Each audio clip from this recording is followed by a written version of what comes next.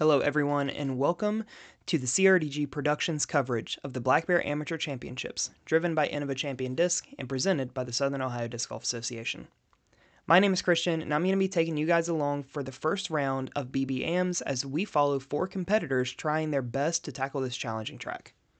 The Black Bear Championship layout is a 21-hole par 72 course, mostly playing in the woods with a few more open park-style holes out toward the end. We're going to be following the MA1 field for this event, and today's feature card is going to have a pretty good mix of skills and playstyles as all of these players are going to be fighting to put themselves into a good spot heading into day 2. I'm going to be running commentary duty solo today as my normal voiceover partner is not going to be able to join me for this one. However, we're hoping to get him back in for round 2's coverage. Let's take a look at who we're going to be following on the card today. First up out of Dayton is going to be Mike Butcher. Mike's coming in with a 917 rating and 5 career wins to his name. He's made a name for himself out in Dayton and is a really good disc golfer that we're really glad to have down here. Next up is the local Collin Docterman. Collin has been a local here to Black Bear since the course was designed and founded and knows this course really, really well. He's got a really interesting playstyle. Super excited to see him play. Dan Hickey from down in West Virginia, originally from the West Coast, transplanting over here to the East. He also has a pretty interesting playstyle that I am excited to see more. And then Jackson Kemper. Jackson coming in with a mid to upper 960s rating and is currently the highest rated player in the field. So he got a spot here on feature card. Can't wait to see this kid play. He absolutely crushes. And that's going to take us right here into hole 1. Hole 1 is a par 3 right in front of you coming in at 344 feet. This is an easy chip shot hyzer. Just try to get it out there, get a putt, and start your round off with a birdie. That's crucial going into these wooded holes. Trust me, the rest of the course is not going to look this good. So let's see how our players attack this. All right, we are live on the tee for the 2023 Black Bear Amateur Championships, driven by Innova Champion Disc and presented by the Southern Ohio Disc Golf Association. This is your 1145 feature MA1 card. First to tee, sponsored by Crush Disc Golf, Michael Butcher. All right, not 100% certain what Mike's throwing here. I do know it is a high-speed driver. So again, the main goal is just going to try to get out and over that ditch. Okay. He got over. Gonna have a putt. Next on the tee, Collin Docterman. Sponsored by nobody. Thank you. That's Collin. You take a risk on it?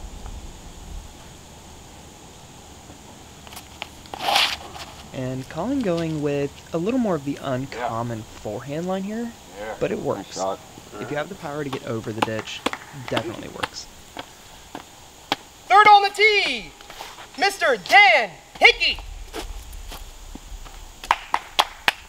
Now it is also worth noting the OB on this hole.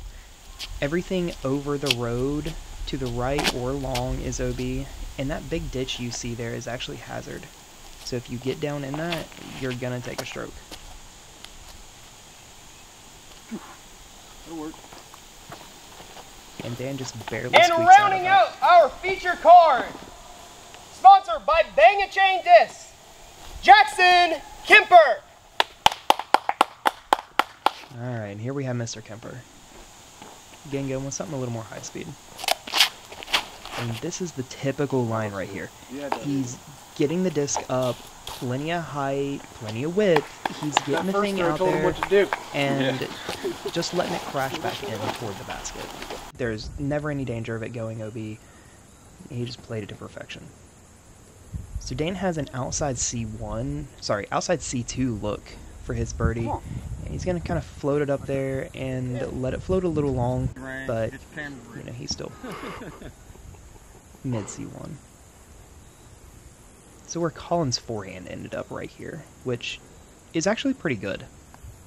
You know, it's Not a bad place to be. Kind of hard to see from this angle, but there are C1 circles around all the baskets, and he was just a little outside of that. Kind of the same with Mr. Butcher here. We're going to see that horseshoe putt. Might see it a couple more times, but he's got that thing almost down pat. It is really good. Interesting to see the first couple times. So hole 1 came in as the third easiest hole on the day, averaging 2.8. It just took a lot of pars, realistically. It didn't really have that many, birdies, as Jackson here cards one of only 3.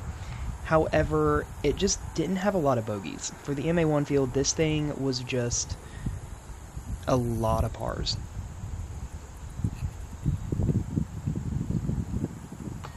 Dan cleaning up his par, and unfortunately leaves that just a little bit left. You can't take those short ones for granted. They might still be right there in front of you. Collin cleaning up his par. Mike cleaning up his par. And Dan with the unfortunate bogey on hole 1.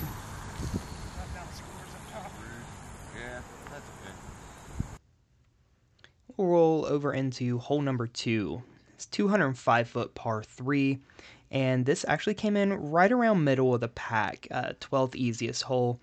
Averaged a 3.3 on the day. So, the spread, honestly, just kind of, well, we'll let you see how our car plays it, and then I'll break it down a little further.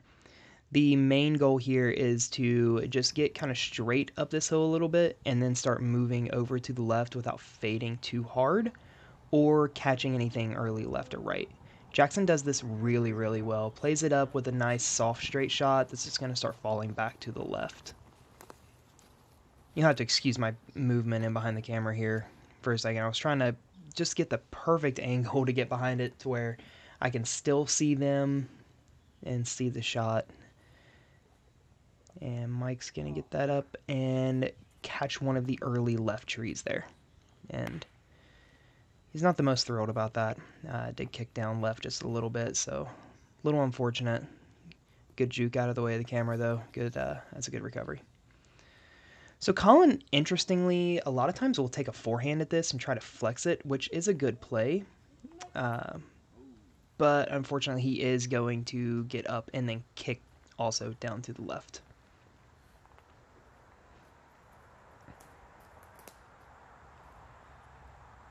So Dan here is going to take the same backhand that everyone else has. I'm actually kind of surprised because there is a gap on the left of the main fairway to play like a slow turning backhand or even a forehand just pitch up hyzer to kind of cut through the junk on the left. It used to be there a lot, but the traditional route is the one that all 4 of our players took. This is Collin's upshot just to try to give himself a look. And he does. He actually miraculously gets through nearly everything from being way deep left, which is not a good place to be. Typically, bogey is about the best you're going to get there. Dan with a stretch out patent pending, and unfortunate, that's the mistake you don't want to make with that shot, is coming down with that on edge. It's going to act just like a roller and shoots him right to the bottom of the hill. As we look at Mike here, the big defining feature of this hole is the green, and it sets on a pretty steep incline which funnels everything down to the left, leaving you a circle's edge putt like Collin is looking at right here. And that, honestly, that caught a lot of chains to not stay. I was surprised, card mates were surprised that that didn't stick. That caught a lot of chain and just kind of fell back out. And then just a little bit over the top, and he's going to have that for double. Jackson ringing up his birdie, going 2 for 2. Dan here, let's try to tap his par in from about 10, 11 feet.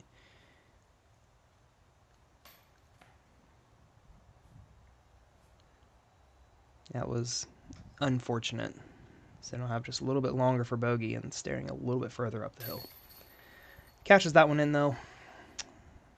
That's not the way you want to start your round. Going bogey, double. That's not shaping up to be a fun day. But hopefully we'll be able to see him get this turned around here.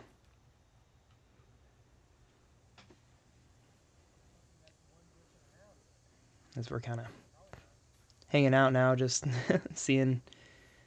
I think Collin was just, being the ever-present gentleman here and letting Mike go ahead and take his putt before kind of stepping in his line to take his. And he'll knock in his double there. And we'll move on to hole 3. Just a par 4 at 470. It's our first of a few par 4s here.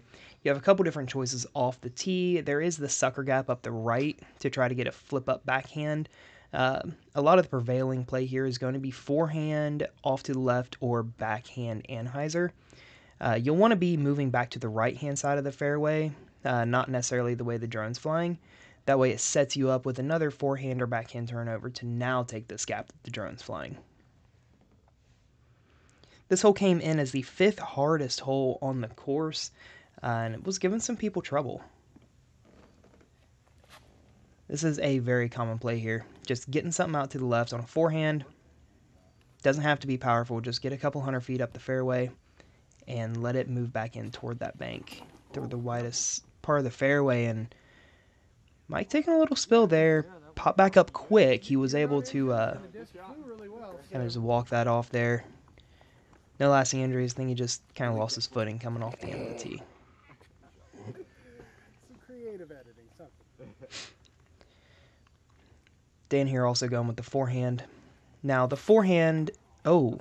Cut it to a three Stooges bit. Just talk over that.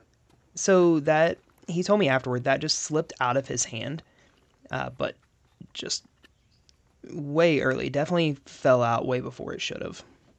But anyway, like I was saying, the forehand, the big advantage there is it doesn't let the disc naturally want to move toward the left-hand side. Because if you go over the hill to the left, you're in jail. Dan now trying to start moving up the right-hand side of the fairway there. And just late releases a little bit, sends it up on the hill.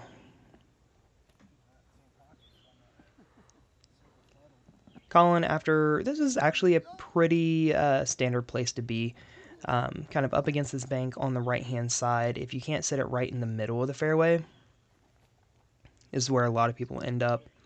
And he plays a phenomenal shot up there. Just a great forehand, cooked way up the fairway. And Jackson is in premium birdie territory here. Like, this is where you want to be off the tee.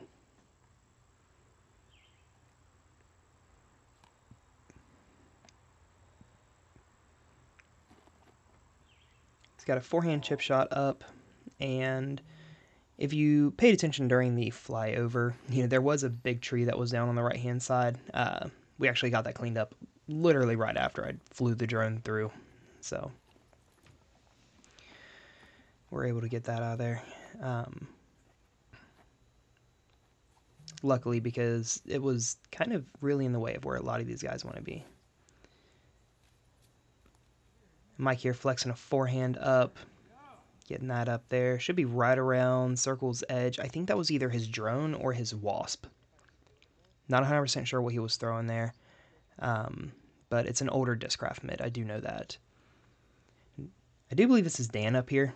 If you can see him kind of center-ish of the screen, just trying to pitch out, and it's going to catch some of the canopy and drop him still back up on the hill. He's having a tough time getting off of there. Jackson, after kind of a subpar second shot, didn't leave himself in a good position. Just has to lay that one up. Gets it over by the basket. Here's Dan. Hopefully get this up and down. Save your bogey.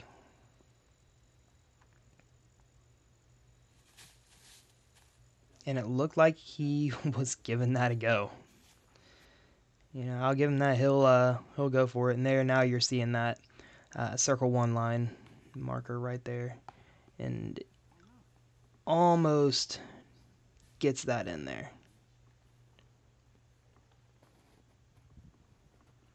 Collin for his comeback birdie here.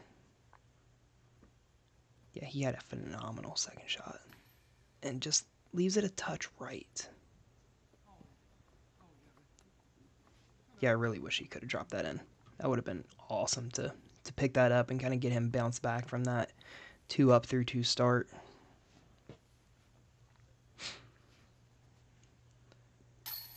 Does finish the par off, so he'll stay at 2 up through 3. Jackson here looking to clean up his par from probably about 6 paces off the basket. Dan luckily did not go too far past. This is going to be for what looks to be his bogey.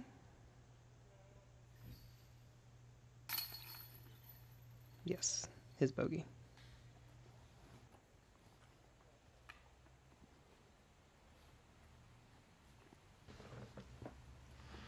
All right, and we got Mike walking over for his par putt now. No, sorry, his birdie putt.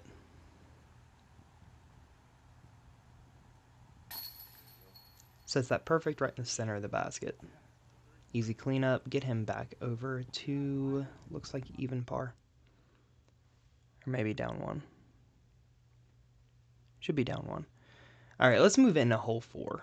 424-foot par 4. And we're taking a step up in difficulty here, going now to the 3rd hardest hole on the course, averaging nearly a full stroke over par at 4.9. An easy forehand or dead straight backhand is going to be your best bet off the tee, just mainly getting up to right about here, here for the absolute best drives. Whether you end up on the left or right hand side of the fairway is going to be up to you depending on how you want to attack this green. And if you thought hole 2's green was steep, you haven't seen anything yet. This thing is on nearly a 45-degree angle. It's really hard to get something to stick unless you put it on that flat spot right beside the basket, which is extremely difficult. Mike going, I think, destroyer here, and is going to flex that right up the middle. Just absolutely just dream shot of where you want your drive, or what you want your drive to look like, rather. Gets that way up the fairway. It's exactly how you draw it up. Jackson opting for the backhand here. Looks like a mid-range or putter. Very nice. And whatever it did, flipped up, stayed fairly straight, and even got a little ground play up there. So he's going to be up a little more on the right-hand side. I don't like the tree on the left. Yeah, exactly. That's all it gets in the head. Collin here, I believe this is a felon. He's going to be throwing on this shot. Again, just trying the flex forehand. And releases that low and early. It's the one thing about Collin, you'll never have a dull round. Anyone who's played with him knows you will never have a boring round if you play with him. Dan going Halo Destroyer here, I do believe, for this shot. Again, just trying that flex forehand line. And again, just releases it early, like he's just dropped it out of his hand. So we've got both Dan and Collin up here. I don't really remember. I think it's Collin's shot. Yep, that's Collin. He was down in the actual ditch line there, in the little creek bed. Now we've got Dan coming out over here. Dan was actually further out. Collin honestly just didn't see him. Both get up and back to the fairway. Collin probably laughing at some joke somebody said, or that he said. Looks like he's got that felon back in his hand. And gets that going a good ways up the fairway. Honestly, that moved really well.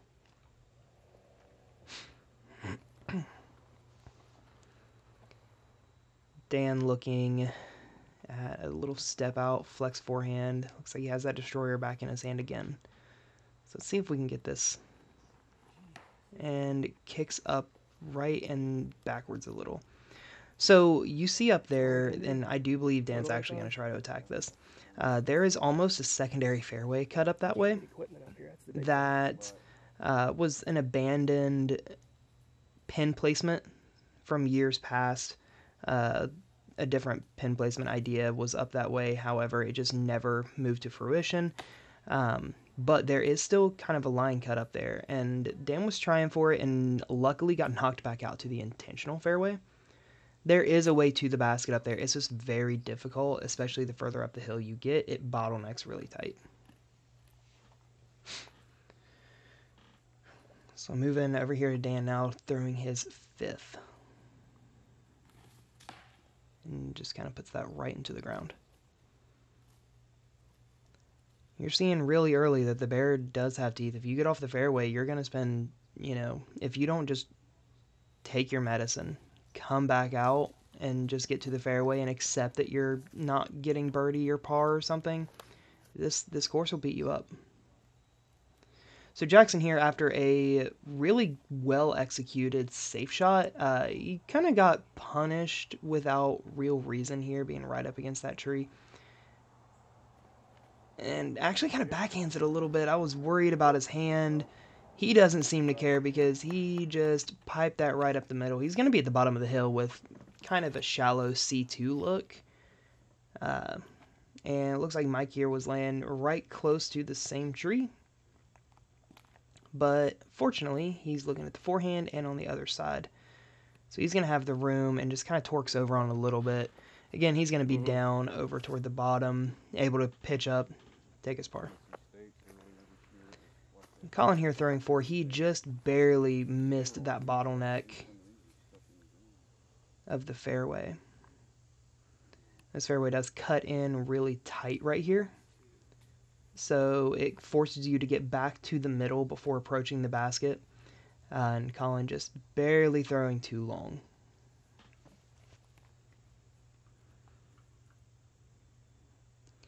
Throwing 4, looking up the hill. Taking a forehand with, I believe, a sidewinder. He does some weird things with that old champion sidewinder. And he's going to give himself a look for the bogey and almost drops it in. Like, that thing came really close and luckily stayed on those stone steps right there. Mike's going to be looking at kind of a forehand chip shot, maybe a run for the birdie, but just lay this up, get it close. Try to make sure this stays close. And he gave it a bid, knowing that you do have the backstop there. So you can almost safely just throw right at it. However, it is rocky, and if it does clip something or bounce weird, it will come rolling all the way back down. I've seen the nastiest rollaways on this hole. Dan here for that shallow C2 bid for his double. And is going to get that up there and tap in the triple bogey. Jackson looking for the near dream star to go 3 through 4. Can he get it? Got to worry about his footing here. First and foremost, worry about that footing. He got it. It's probably about 15 feet away, but aiming straight up. Any little miscalculation in the angle, looking at that, and it's all the way back down the hill. So, kudos to that. Jackson with the dream start going 3 down through 4 right now. Moving him into a solid spot in the lead right there. And Collin.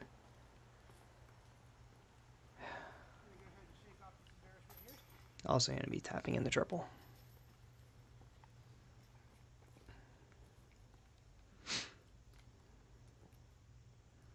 Mike for his par to stay in a tie for second and maintain that good under par placement.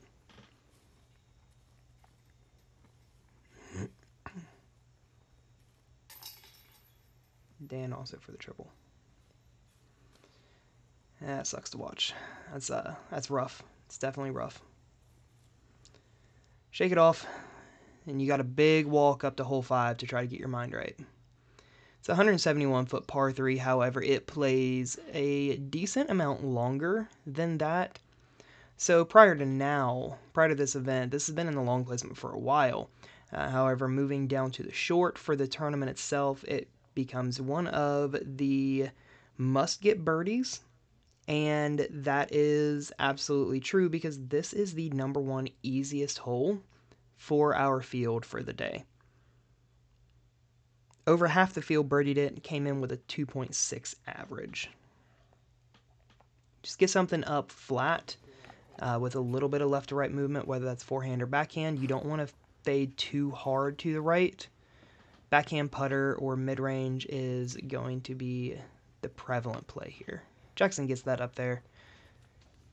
Kind of leaks it a little bit to the right to start with, but it kind of got up there. I lost a little bit of track of it.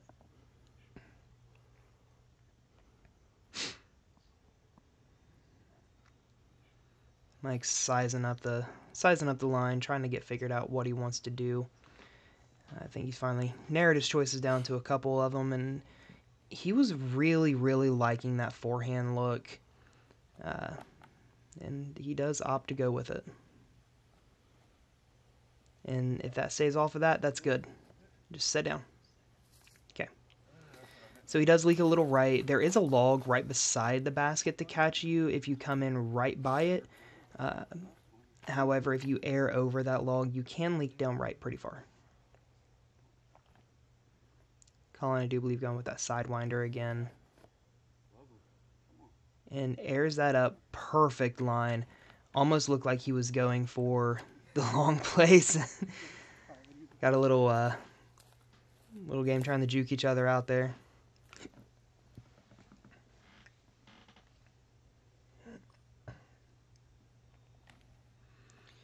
And Dan just lining that one up to the right, and it kicks down, and it goes a fair way down to the right.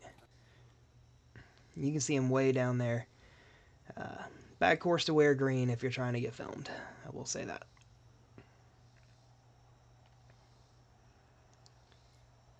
Up, nearly up. He's set himself a little outside circle one. So he's got this putt now for the par. No easy putt at all. And he opts more for kind of a half throw and gets it up just above the basket. A lot of the prevalent feature on this course is going to be baskets on hillsides. Oh. Mike obviously not happy about that one. I hated seeing that one fall out of there. I hit every part of the basket but the bottom of the tray. Just didn't stick.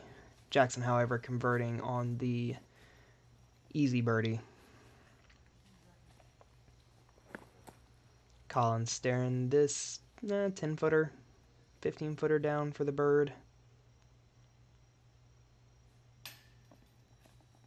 And it doesn't really matter how far away from the basket he is. He always has that very snappy spin putt at the basket. And he almost just rockets it in, no matter what's going on or the situation.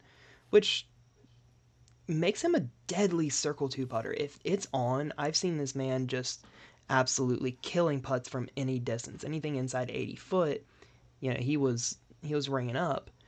But the story with spin putters, if you're on, you're deadly. If not, then you're dead in the water. Dan with the awkward downhill putt there. Luckily, that did not sail past that log. Go on down the hill again. Been brutal trying to come all the way back up that after doing all the work to get up there the first time. Collin tapping in the bogey. Mike tapping in his unfortunate par.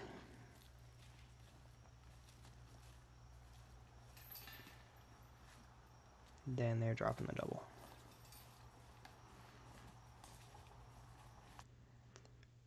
Alright.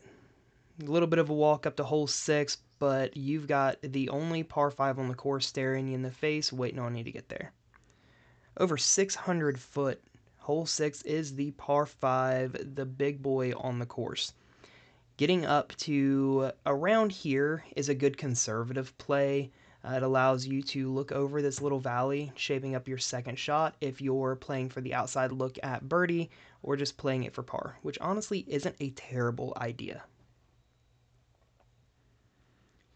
The big arms are going to try to obviously get all the way down to the bottom of that valley in one, shaping up the more routine birdie, if not the possible very, very rare eagle here. But playing for par here isn't going to be bad. You get off this fairway, it's not fun. And the big thing to really consider here is when approaching this basket, this green slopes way away. Jackson just going with the chip up hyzer shot here. And yeah, looks like he's just going to be playing for kind of the outside birdie, but par at worst. Look. Jackson right now 4 down through 5. Like, it's crazy. He has got an absolute heater coming on.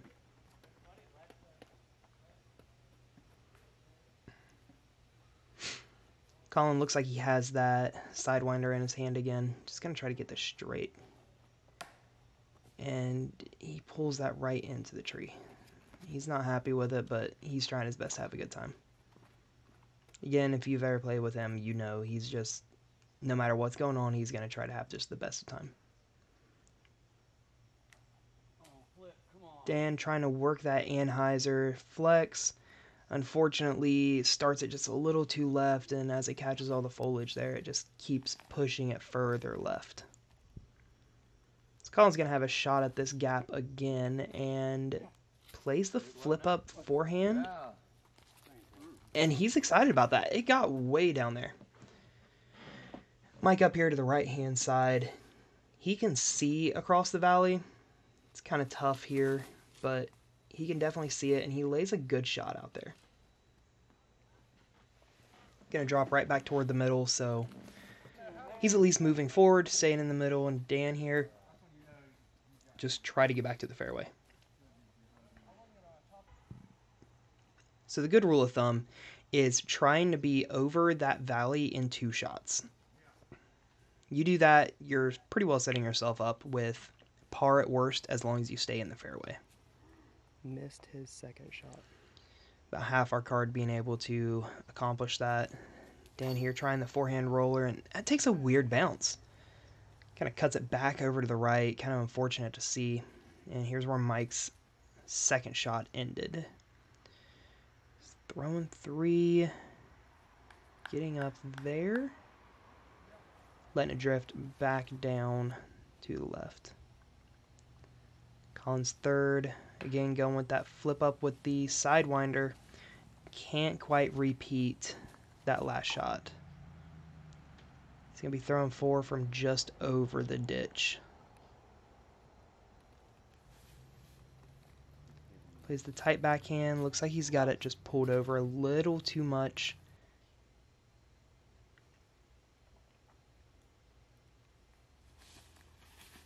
And Dan pushes his. Kind of got opposite problems going on between Dan and Collin right now. One's pulling everything a little right. The other is kind of pushing left. Jackson's third runs the basket. I mean, he was really trying for an eagle throw in. Or at least it looked like he was. He might not have been, but from where we were standing, it looked like he was trying to run it. Dan trying to ease through a couple of those trees and just can't quite get it. Mike chipping the forehand up on the left-hand side. Just trying to get it back over into that sloping green, stay close to the basket. Dan going back to the forehand roller well and plants it right on the base of a tree. Awkward little forehand chip with the putter from Collin. I think he was just trying for placement there. Hopefully, I think he was trying to get it to float a little left. It just didn't quite do it.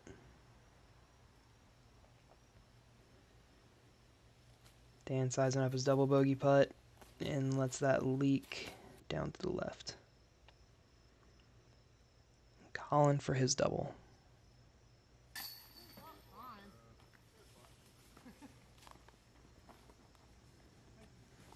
Collin rings that one up.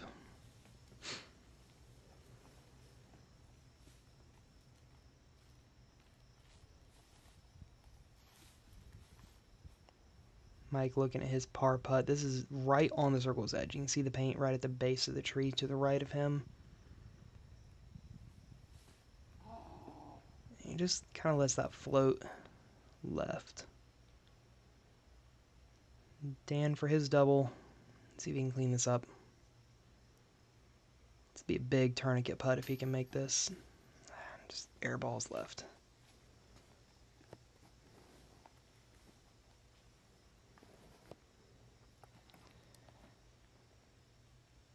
Jackson stepping up for his birdie putt here.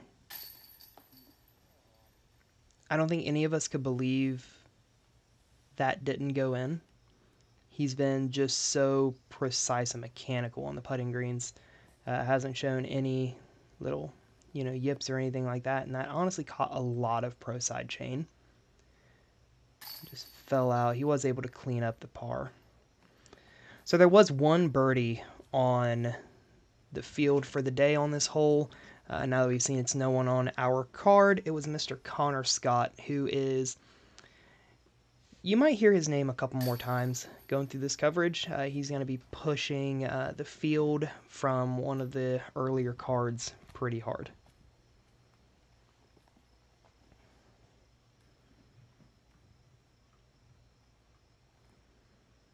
Mike going to clean up his par, and we will move on over to hole number 7. Alright, moving on over to hole 7.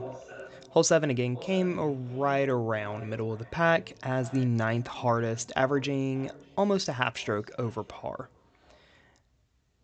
This is one of the more demanding tee shots on the course. You've got to navigate a slight upslope into a downslope, all while trying to work your way through a pretty tight tunnel with a low ceiling. So having all 4 sides of this, fairway, top, bottom, left, and right, all really squished in, this is really tough to get it all the way down there without grounding it or getting it up into the canopy. However, after all that is said, we're going to watch Jackson park this thing. That's a CTP that you would stand after a couple hundred throws at it. It is right there in front of you, just sub 300 feet, but it's just not as easy as it looks. It is right there in front of you, but all those factors in, and then the moment that you start getting out, that little bit of a breeze starts hitting you. So as you're nearing the end of the tunnel, that disc is going to start getting tossed around. It's even more likely that it's going to catch into something. And this from Collin here is just a little too high. Very lucky that it catches that last branch and drops you down. If you do go OB off of this, you do go to the drop zone. That was Collin. But I don't think any of our players on this card end up there.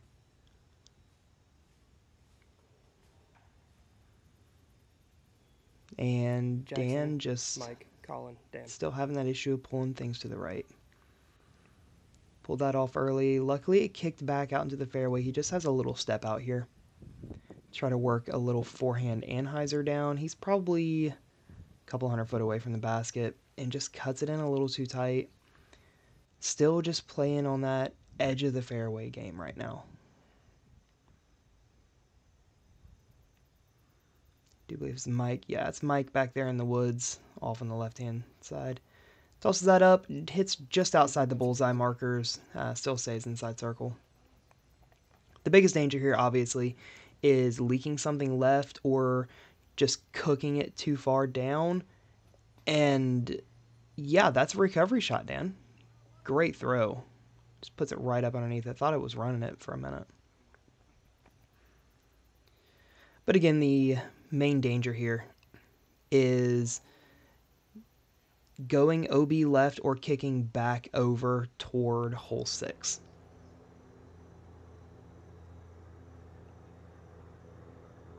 Collin here going to clean up the par. Got that in there just fine. Mike again looking just outside the bullseye hash right there, so he's able to toss that up in and clean up his par. And then Dan will come down to knock in his bogey right after Jackson has a drop-in birdie. Only birdie of the day on the hole. So he is making that a habit of his. puts him, I believe, 5 through 7 now, which is, he's continuing the dream start that we all want. A hole 8 is moved into a new long placement this year. Normally the basket is straight up ahead of you and just a touch off to the right. However, this year it did get moved further back over to the right to increase a little bit of difficulty here. And a basic play here is going to be just a big flare skipping forehand for the righties, or just the lefty backhand with, again, just the big flare skip down. That ground is fairly reactive. You can get a good reaction off of it. Jackson here going with a forehand roller. I think he's trying to go with something really overstable here and just get it down some angle to get it to, cook down. There is a wall of signs between the basket and the road. So if that does work its way over to the basket, it can possibly just play into those signs. And I think that's what he and Mike were both planning for. I think that was Mike's older destroyer again that he tried there. But Jackson's ended up 2 straight, and Mike put his down on way too much angle, so his did cut way down. I do believe it actually went OB for a moment before finally rolling back. I wanted to cut like I seen you didn't put enough cut. I'm like, yeah, a lot of cut. That was way too much. Way too.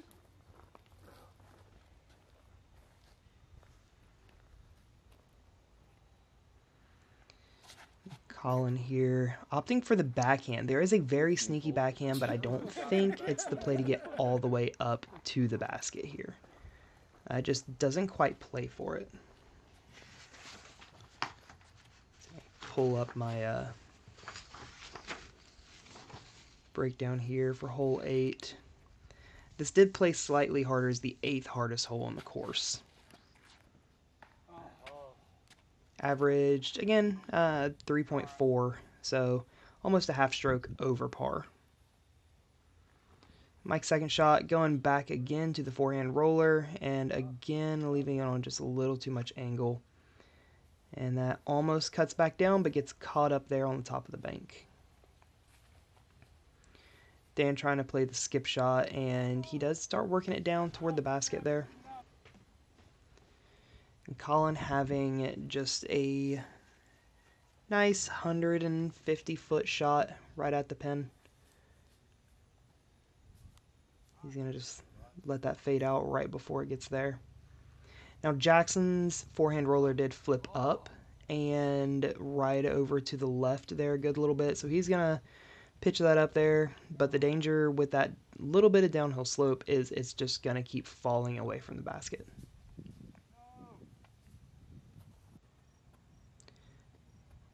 Mike's up shot just a little short, looking at the putt, and leaves it just a little to the right. He's a little upset about that. He's really wanting to not drop a stroke on this hole. While it might not be an easy birdie, it's definitely one that you don't want to lose any strokes on. Like I said, it did play at 3.4, so a par here will get you about a half stroke on the field.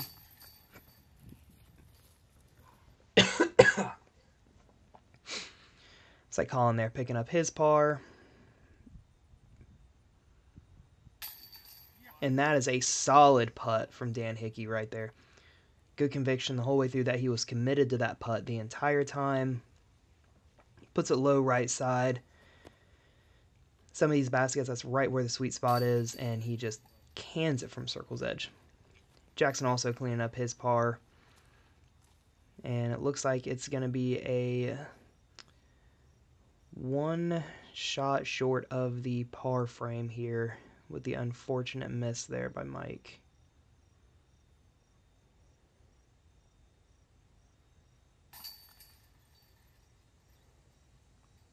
Actually, no, that was a couple strokes short. So on to hole 9, this one also got a little bit of a change this year. 473 foot, this par 4 came in as the number 2 handicap of the day. This thing is just a big dogleg right. You go forward about 150, 180 feet, and then you make a 90-degree turn to the right and go down the hill. Typically, you went down the hill a couple hundred feet, 250 feet, somewhere around there, ended you out around 400. And, it was a pretty cut and dry 2-shot par 4, decent birdie to get. The basket used to sit right here. However, for the event, a new longer pin placement was put in. Excuse my little bit of dodgy drone flight there. I was still back on the tee pad trying to get it down. So this definitely makes the tee shot a lot more demanding. You can't just lay up to the corner and then pitch down for the easy birdie like you used to be able to. This one you're going to have to go for a little more off the tee. Jackson opting for the safe forehand with the approach disc.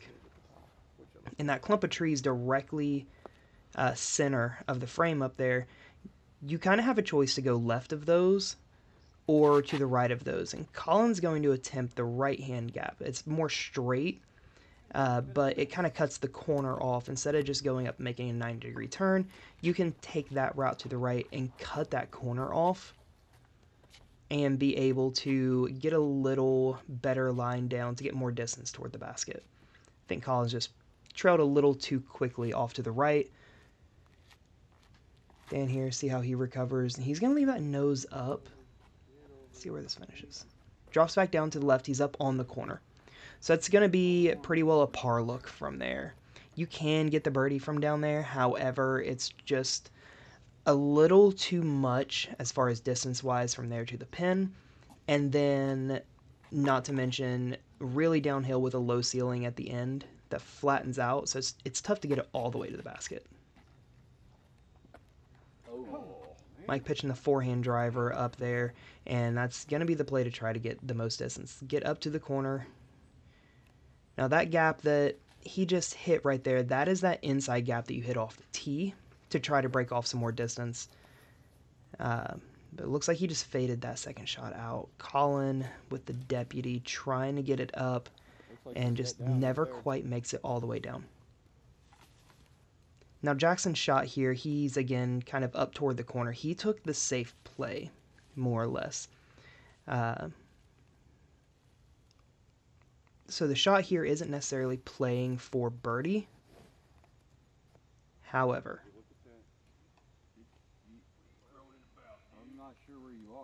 that got through everything. You'll see where it ends up in a minute, but we were blown away by it. I actually got kind of caught up looking at the flight of the disc myself and kind of missed focusing in on it with the camera, so I couldn't really track it there. Mike going overhand, getting out. He gets most of the way down the hill, still kind of in that junk on the right. And Collin, I, again, got caught up just marveling over this shot as he bases that. Hits it right by the base of the basket with his forehand, and I'm kind of ashamed of myself to say that I missed getting that in frame. Dan, being smart, pitching back out to the middle of the fairway. And Mike's over here on the right-hand side. He's actually encroaching over toward hole 10's fairway. There is typically an outside look over there, but I don't think he was quite out far enough to get the hyzer to pop back in. So he tries to punch through, gets back down, probably circle two's edge. Dan trying to squeak just around that tree right there. And that's the decision-making tree. You've got to, commit with a left to right moving shot from the left or the opposite on the right. Mike trying the nose up, float it up to the basket, gets it right up there inside the bullseye. And here's where Jackson's second shot ended up. He ended up anhizering and flexing back down through the fairway, caught this short stuff, kind of the hard pack here, and just skipped over into the brush just a little bit off the edge of the fairway, but solidly inside circle 2 and getting close to circle 1's edge. It's 100% a bonus birdie.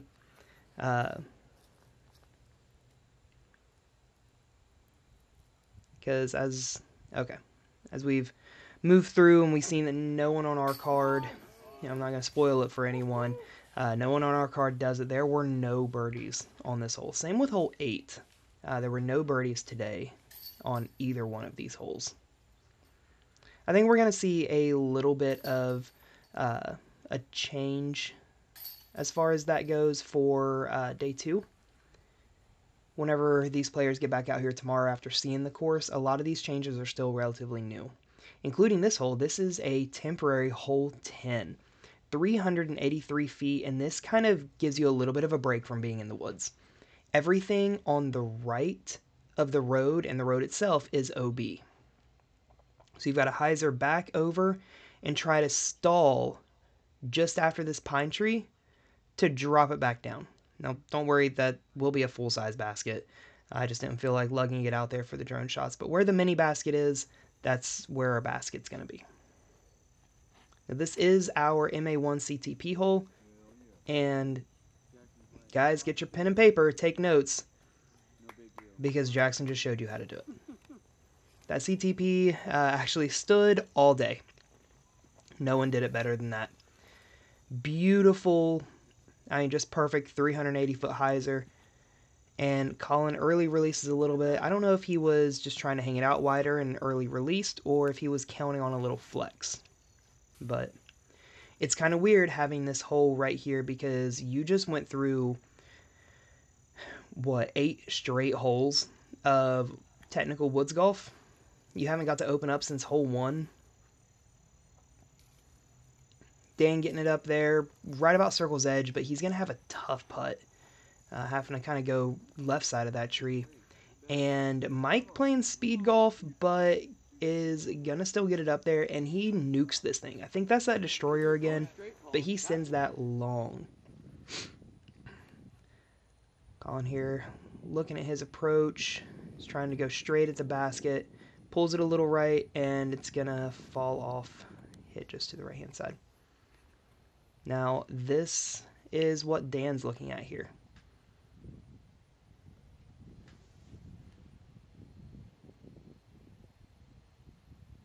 Mid-circle 2, step putt, cashes it. That was absolutely phenomenal to watch that drop. That was just insane. He had a great line at that for that little step putt, hyzering just at the end back toward the basket. Mike trying to warm that up. Just couldn't quite get it. Now Collin's here at C1 edge. He's got to straddle far to get around this big, giant white pine right here. I do believe that's a white pine. My arborist friends are going to get at me in the comments. And he cages it, and that's the danger here. In designing this hole, I looked at it, and I wanted a very demanding placement at 380 feet to really challenge these guys, you know, trying to become the amateur champion at Black Bear, to be able to not only have distance but accuracy. And if you don't necessarily have that pinpoint accuracy that far out, then, you know, the smart play is to play for position, because that right there can happen if you're trying to run something and don't quite make it. Jackson now stepping up to his probably 18-footer. Just a little past the midway point in C1. Staring down the birdie. He's going to drop that in, and you all witness the only 2 birdies on hole 10 for the day. Jackson and Dan. Dan fighting hard that putt to get a stroke back from the course. It's been beating him up today. Everyone was real happy to see him drop that one. That was a highlight birdie. And then Jackson's absolutely textbook how you should play that.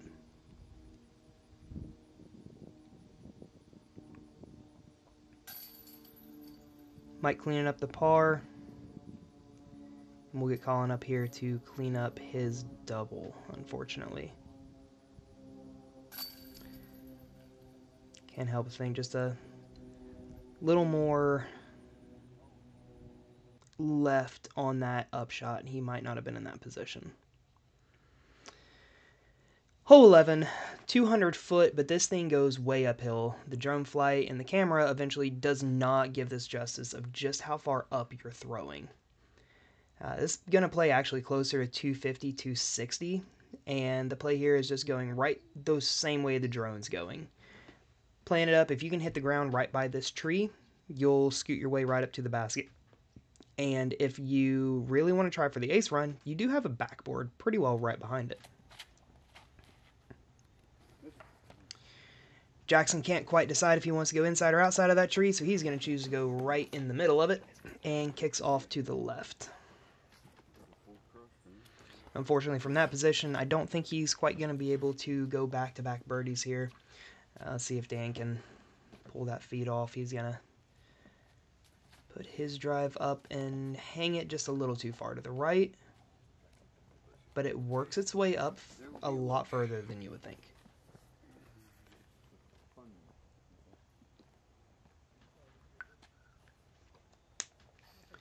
Hole 11 was the second easiest hole on the course for the day, averaging a 2.7.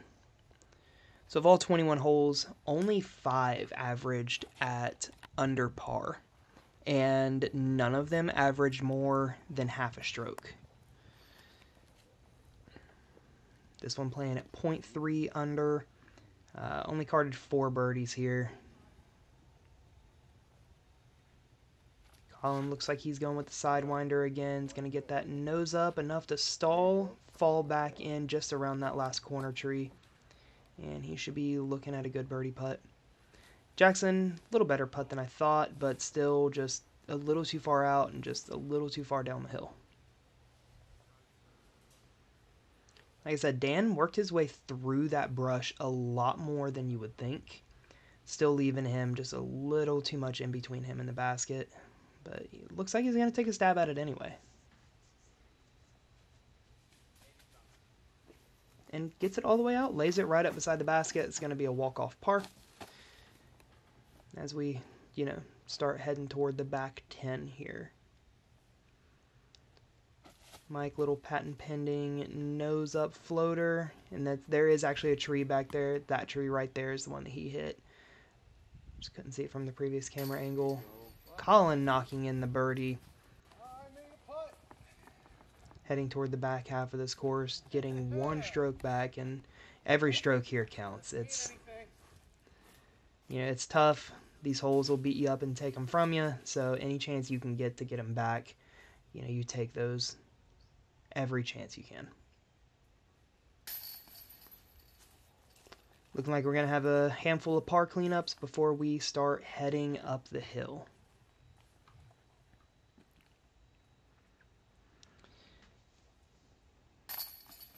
That'll actually wrap us up for the front 11 here. We've got a wide array and spread of scores here, all the way from, I do believe, Jackson's neg 6 all the way to Dan's 11 or 12 over. Let's just take another look at Dan's putt here, because that's just gorgeous as we bring up the scores.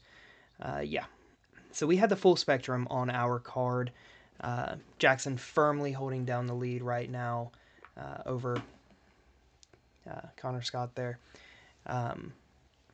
Got Rod and Evan Jarvis fighting out for 3rd place.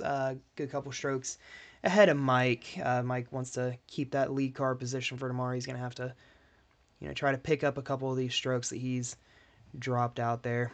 And Collin and Dan just try to start getting some of those strokes back just wherever you can. And that is going to wrap up our front 11 for the Black Bear Amateur Championships. This has been a fun round the film so far. We've got 10 more holes coming at you. Make sure you stick around and watch those. That way you can wrap up the full round 1 before getting over to round 2 to check out how these guys are able to deal with what hit them today and adjust the game plan and come back tomorrow to try to finish the job. Again, thanks everybody for sticking through this coverage. Head on over, watch the back 10, and we'll see you guys over there. Thanks.